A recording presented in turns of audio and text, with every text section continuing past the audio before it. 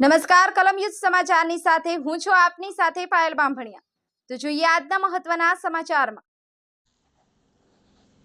માંડવીનગરમાં શ્રીમદ ભાગવત સપ્તાહનું આયોજન મારુતિનગરના ભીડભંજન હનુમાન મંદિરના ભક્તો દ્વારા કરવામાં આવ્યું।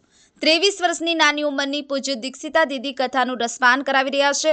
માંડવીનગરમાં શ્રીમદ ભાગવત સપ્તાહનું આયોજન મારુતિનગર ભીડભંજન હનુમાન દાદાના મંદિરના ભક્ત દ્વારા આયોજન કરવામાં આવ્યું છે, જેમાં કથાના પ્રથમ દિવસે સુથારવાડ ખાતે આવેલ રામજી મંદિરથી પોથી યાત્રા કાઢવામાં આવી હતી, જેનું માંડવી મારુતિનગર ખાતે કથા મંડપમાં આવી પહોંચતા ભવ્ય સ્વાગત કરવામાં આવ્યું।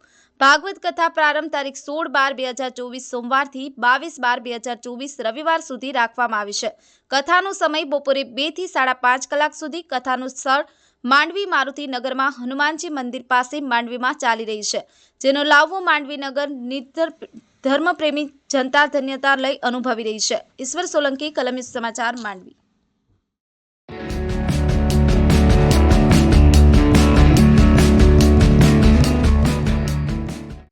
મારું નામ દીક્ષિતા અને અમારું ગામ છે રાજુલા પાસે બારપટોળી અમારું ગામ છે।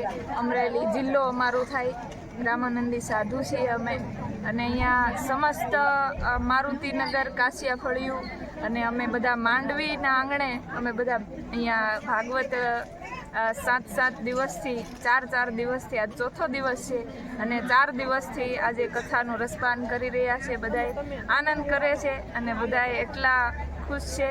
અને એ કથાની અંદર આજે કથા હતી, ચોથો દિવસ હતો, અને આજની કથામાં કૃષ્ણ જન્મોત્સવની કથા હતી, અને એ કથાની અંદર બધાને એટલો આનંદ આવ્યો કે બધા રાસ લીધા, અને એ કથાની અંદર એટલું કથામાં રસપાન કર્યું, બધાએ ખૂબ આનંદ કર્યો।